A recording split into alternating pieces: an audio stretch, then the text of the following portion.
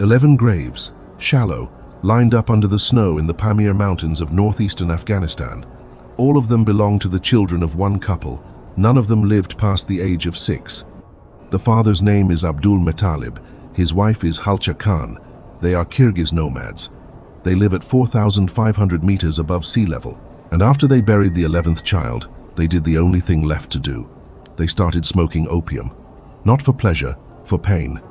This is not happening in a war zone. This is happening in the one corner of Afghanistan the Taliban never reached. The one place the war never touched. They call it the last peaceful valley in the country. 11 graves say otherwise. Here is what does not make sense. The Wakhan Corridor has no bombs, no checkpoints, no insurgents, no drone strikes. By every measure used to define a safe place, it qualifies. And yet, according to reports, almost half the children born here die before they turn 6. Up to 7 out of 10 Kyrgyz adults are addicted to opium.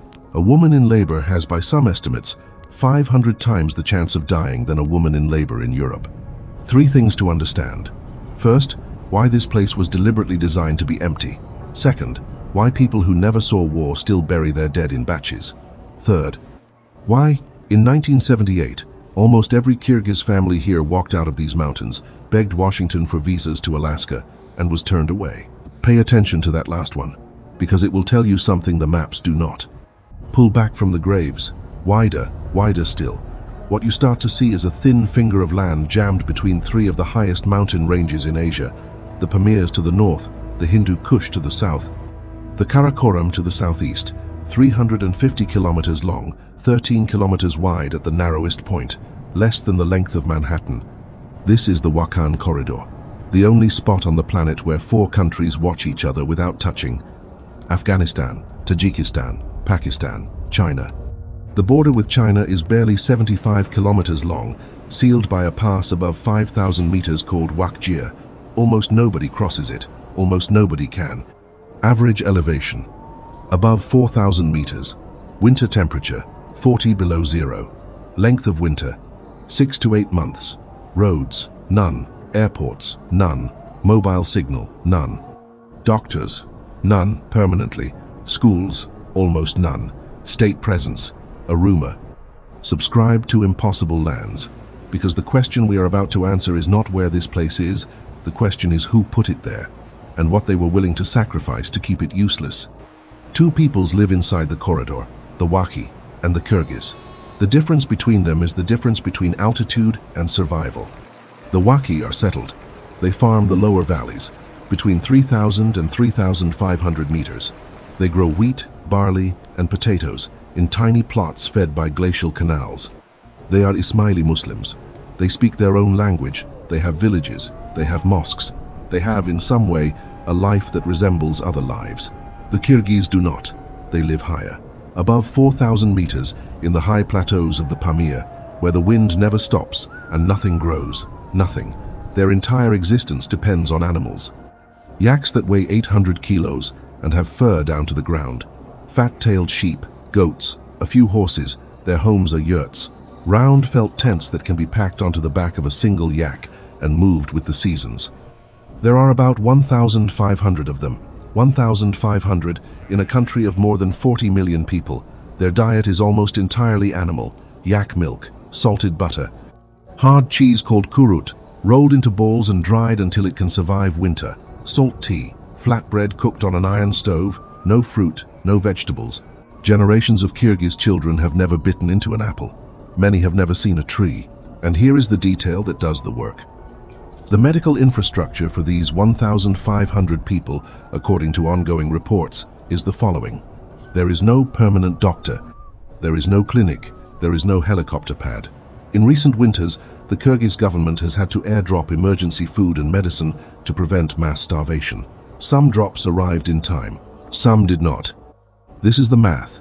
A child gets sick. A mother bleeds in labor. A young man breaks a leg. The nearest qualified doctor is in Ishkashim or further, 200 kilometers away. In summer, that is days of travel on horseback. In winter, that is impossible. The pass is closed. The body cannot leave. The doctor cannot enter. The wait ends one of 2 ways. Now zoom out again to 1978. That year, the Sawa Revolution overthrew the Afghan government in Kabul. The country began to fracture. Even in Wakhan, where no war had reached for centuries, the air changed. The Kyrgyz Khan at the time, a man named Rahman Kul, made a decision that almost no leader of a stateless people had made before. He told his entire community to leave. Almost every Kyrgyz in the Pamir walked out, across mountain passes that normally only animals cross, children tied onto yaks, elders on horseback, wrapped in felt blankets against the wind, wives carrying everything that could be carried and burying what could not. They crossed into Pakistan as refugees, descending more than 3,000 meters in altitude over the course of weeks. The bodies of the youngest and the oldest did not always finish the trip, and from a refugee camp near Peshawar, they made a very specific request to the United States consulate, 5,000 visas. To resettle in Alaska, they had heard the climate was similar, the mountains too. They thought they could start over there, trade one frozen kingdom for another. The United States said no. In the refugee camps, the Kyrgyz began to die for a second time. Heat they had never experienced, diseases they had no immunity to, crowded sanitation, bad water, insects, tropical fungi. Their bodies were built for thin, freezing air. Peshawar in summer was the opposite of everything they were. Children went first, then elders. The death toll in those camps, by some estimates, was in the hundreds. Their request was forwarded to other countries. Most ignored it. The Soviets, who had just invaded Afghanistan, offered nothing. Turkey, in 1982, finally said yes. The Turkish government, then under military rule, resettled the entire community near Lake Van, in the harsh eastern highlands of Anatolia. Their descendants still live there today. They built villages, they opened schools. The infant mortality rate among Lake Van Kyrgyz is now roughly the same as the rest of Turkey. Now here is the part nobody talks about.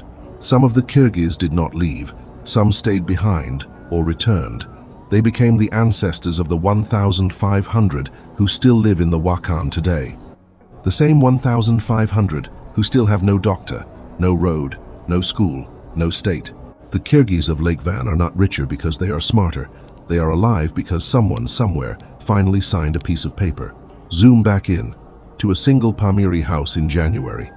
This is where you find the second mechanism of death in the Wakhan, not violence, architecture. Pamiri houses are built for siege. Thick stone walls, mud and straw insulation. No large windows, because every window is a heat leak. The roof is built in 5 concentric layers of wooden beams, each layer carrying symbolic weight inherited from pre-Islamic Zoroastrian tradition. In the center of the roof, a single opening. Smoke goes out. Daylight comes in. On clear nights, children look up at the stars through that hole as if they were lying at the bottom of a well. Inside, everything orbits around one object. Not a table, not a bed, a cast iron stove. The fuel for that stove is very specific, dried yak dung, sometimes mixed with straw. That is it. There is no firewood at this altitude. There are no trees for hundreds of kilometers. Every family spends the entire summer collecting the dung their animals leave on the high pastures, by hand. Drying it on stone walls, stacking it in cylindrical towers outside the house, taller than a child, like an ammunition stockpile for winter. When the yak does not produce enough, someone freezes. The relationship between an animal's bowels and a child's body temperature is not metaphorical here, it is arithmetic. The smell inside a Pamiri house is a permanent layer that does not wash off. Smoke, animal, wet wool, boiling tea, old soot. The walls themselves have absorbed seasons of fire. Black streaks climb from the stove to the smoke hole in the ceiling. Skin cracks from the dry air, lips split, eyes burn. Children develop chronic coughs by age 3, but stepping outside is worse. The air at 40 below cuts the lungs like wire. Eyelashes freeze in seconds, nose hairs turn to ice. Staying outside without proper gear for more than 15 minutes is a gamble with the body. And here is the trap. When a woman goes into labor in January and starts to bleed, she cannot be moved.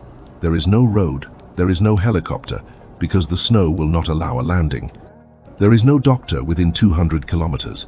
There is only the stove, the smoke, and the cold waiting outside the door.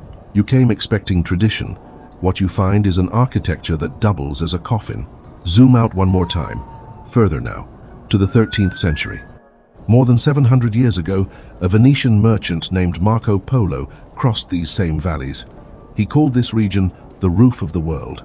He documented passes so high, he wrote, that fire would not burn properly because the air itself was thin. He described a wild sheep with enormous spiral horns, animals he watched from a distance, grazing on slopes where no man on foot could follow. That animal still exists. It still carries his name. Ovis ammon poli, the Marco Polo sheep, the largest wild sheep on the planet, horns curling outward like ammonites, sometimes longer than a man's leg. In his time, this corridor was not a dead end. It was an artery. The Silk Road ran through it.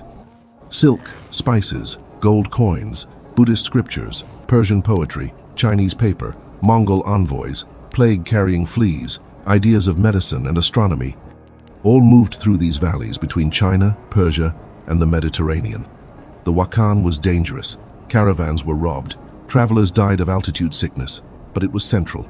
People came here because they had to, because this was the road, and there was no other. What turned this place into a forgotten cul-de-sac was not geography. It was a treaty. 1893. The British Empire and the Russian Empire signed an agreement to end what historians now call the Great Game, a silent competition for the control of Central Asia. Both empires shared the same fear, touching.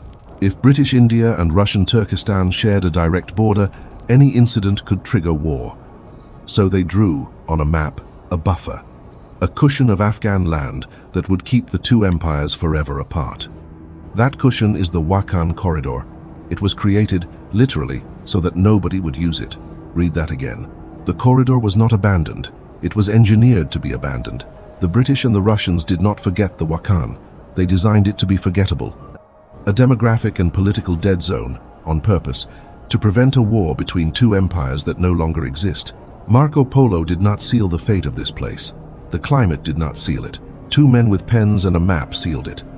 From a room in London, more than 5,000 kilometers away, in 1893. Abdul Metalib's 11 children died, in part, because of the geometry of that treaty. Zoom in once more, to the high passes at dawn. While humans bury their dead, something else moves through these mountains. The snow leopard. According to the Wildlife Conservation Society, there are between 50 and 140 individuals in the corridor. It is one of the most important populations of this endangered species on Earth. The same isolation that abandoned the Kyrgyz, accidentally, protected the leopards. But the two species cannot coexist easily. The leopard comes down at night, silent. He kills sheep, sometimes 6 in one raid, sometimes 12. For a Kyrgyz herder, losing a flock is losing an economy. So, sometimes, the herder follows the cat to its den and kills it. According to investigations, leopard pelts have been recorded for sale in Kabul markets. The price of survival is paid in fur. Now widen the lens again, to the present, to Beijing. After 2021, when the Taliban returned to power in Kabul, the forgotten border of the Wakhan suddenly became interesting. China shares roughly 75 kilometers of mountain frontier with the corridor. On the other side is Xinjiang, a region the Chinese government treats as a security priority. In August of 2025, the Chinese Foreign Minister, Wang Yi, visited Kabul and proposed joint border patrols along the corridor. China wants to use the Wakhan as a potential extension of its economic corridor with Pakistan. The Taliban wants access to regional markets. Suddenly, after 130 years of irrelevance, a strip of land designed to be useless has become useful to everyone except the people who live on it. In 2021, the president of Kyrgyzstan, Sadir Japarov, announced a plan to resettle every Pamir Kyrgyz, all 1,500 of them, into their ancestral homeland in southern Kyrgyzstan. He promised houses, animals, passports, schools, the same offer the Lake Van Kyrgyz received 40 years ago. Years later, the plan is still on paper. The logistics are enormous. Some Kyrgyz, after generations of isolation, are afraid to leave. Some are too addicted to opium to plan a future. Some simply do not believe the promise. Zoom in, all the way back, to the 11 graves. Abdul Metalib is still there. Halcha Khan is still there. The 11 shallow graves are still under the snow, marked by simple stones, no names, because nobody is coming to read them. The opium is still arriving from the lower valleys, carried by traders who pass through every few months with cloth, jewelry, sunglasses, saddles, and now and then a cell phone with no signal that the buyer will use only to play music or take photos. The current Khan, Haji Roshan Khan, in his early 30s, is still asking for the same thing his father asked for, and his grandfather before him. A road, not electricity, not schools. A road, so that doctors can finally reach his people, so that medicine can move, so that, maybe, the dying can stop. He has been asking for years. Sometimes journalists arrive and film him asking. The articles get published. The world reads them, briefly, and looks away. The road does not come. Nobody is saying no, exactly. Nobody is saying yes either. The Wakhan is not a war zone. It is not a famine zone. It is not a headline. There are no airstrikes to count. No refugees flooding a border that the news cares about. No images that algorithms can sell. It is, quietly, the slowest emergency on the planet. Erosion measured in children. So here is the question this video leaves you with. Not what you think about Afghanistan. Not what you think about the Taliban. Not even what you think about humanitarian aid. The question is simpler and harder. When we call a place peaceful, what are we actually measuring? The absence of guns or the presence of a life worth living? Because if peace is just the silence after the bombs, then a graveyard under the snow qualifies too. And 11 small bodies wrapped in white cloth, buried by a man and a woman who later turned to opium to keep going, that also qualifies. 11 graves, 1 stove, 1,500 people. 1 treaty signed in London in 1893. 1 border with China that suddenly matters again. And nobody, anywhere, is in a hurry to fix any of it. What does that say about the world we built? About what we choose to see and what we choose to leave under the snow? Subscribe, hit the bell, and I will see you on Impossible Lands.